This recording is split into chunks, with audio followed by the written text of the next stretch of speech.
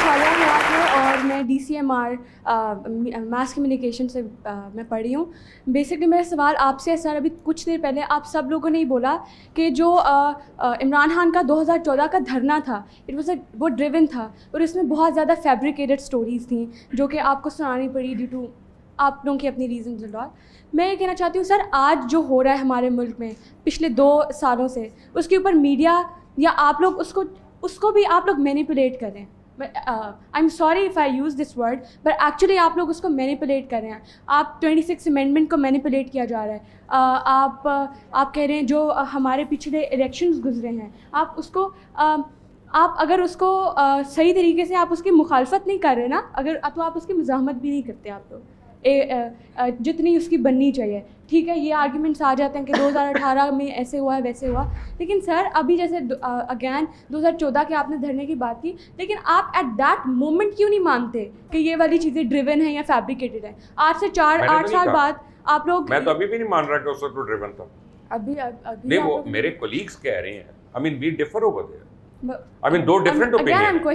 तो सवाल तो आप मेरे से कर रही हैं ना यार, मुझे क्यों लाइमलाइट में रख रही हैं? यार मैंने तो उस वक्त भी कहा था, इसलिए I was fired. I exactly said this that's why I got fired. तो इससे ज़्यादा contribution नहीं हो नहीं सकती। जब जिस मोमेंट पे ज़रूरत है आवाम को मिस इन्फॉर्मेशन और डिस इन्फॉर्मेशन से बचाने की, जब आप उस वक्त उनको इतना ज़्यादा मिस इन्फॉर्म कर देते हैं और वो इतने ज़्यादा मैनिपुलेट हो जाते हैं जिससे उनके अंदर इतनी ज़्यादा पॉलिटिकल पोलराइजेशन पैदा हो जाती है। और आज हम इस नहज पे पहुँचे हैं कि हम एक तरफ एक इंसान को अपना गुरु और पेशवा मान रहे हैं और दूसरी तरफ दूसरे कह रहे हैं कि भाई ये तो है ही फारिग और जहन्नम में जाएगा। तो जब इतनी बड़ी पॉलिटिकल पोलराइजेशन आप लोगों के मिस इन्फॉर्मेशन की वजह से और मैनिपुलेशन ऑफ न्यूज़ की वजह से फैली है, तो आप right on the right moment आप राइट बात क्यों नहीं कर सकते? आपको क्या देखिए, वो ये कह रही है, मैं बताता हूँ, ठीक है। वो ये उनका ये मौक़िफ़ है कि जिस वक्त जो बात हो रही होती है आप उस वक्त कहें कि ये गलत है। जब वो हो जाती है, मतलब हम आज 2024 में 14 के हक़ाइक़ बताएं तो उसकी कोई वैल्यू नहीं है। 2014 के हक़ाइक़ को 2024 में बताने की कोई वैल्यू नहीं है। 2024 में 2024 के हक़ाइक़ बताए जाएं, यही कह रही हैं ना आप, ताकि आज अगर हम आपको हक़ाइक़ बताएंगे तो आप आज के फ़ैसले ठीक कर सकेंगी।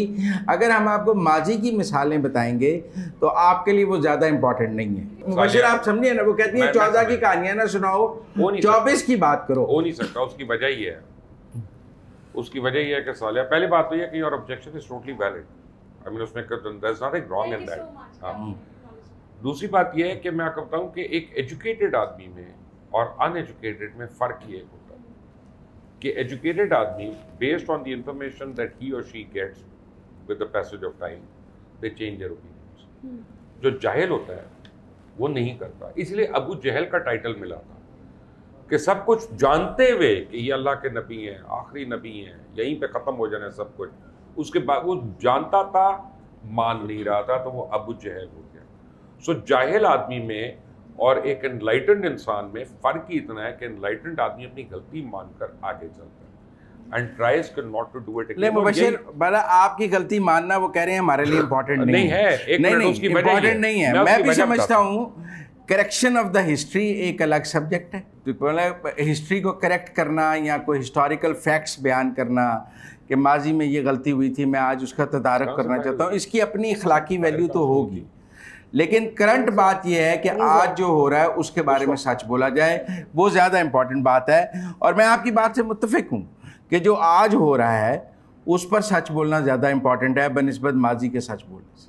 क्यों बतूल? और मुझे देखिए, कंपैरेटिव एनालिसिस एक चीज़ होती है। हम ये नहीं कह सकते कि सब वाइप आउट कर दें और कुछ नया इनिशिएट करते हैं। ऐसा चीज़ें इतनी इंक्लूसिव नहीं होती कि आप माजी को भुला दें। इसको कहते हैं कंपैरेटिव एनालिसिस। आप माजी में जाएं। मर्डर ऑफ हिस्ट्री भी किताब थी हमारे मुल्क में, नहीं मिलती कोई बात नहीं, लेकिन इसका मतलब ये है कि हिस्ट्री इंपॉर्टेंट होती है। अब बड़ा वो क्लीशे सा जुमला है कि आप हिस्ट्री रिपीट्स इटसेल्फ।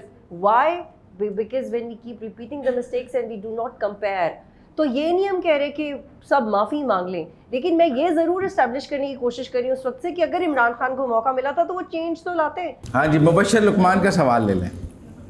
आप सारे खास तौर पे जो रियासत मदीना बनाना चाहते हैं उन सारों से अल्लाह करे कि बन, यानी मैं को टॉन्ट नहीं कर रहा, मैं तो आपको अप्रिशिएट कर रहा हूँ। मैं आपको जो बात समझाने की कोशिश कर रहा हूँ ना, और जो मैं हिस्ट्री में लेके जा रहा हूँ सालिया आपके लिए भी, कि जो 2013 या 14 जो ज़रूरी है, because when we do not learn, जिन बातों को हम प्रोपगेट करते हैं उनके बारे में अगर हम सच्चाई नहीं ढूंढते और उनको सीखते नहीं, तो हम आगे की प्लानिंग नहीं कर सकते।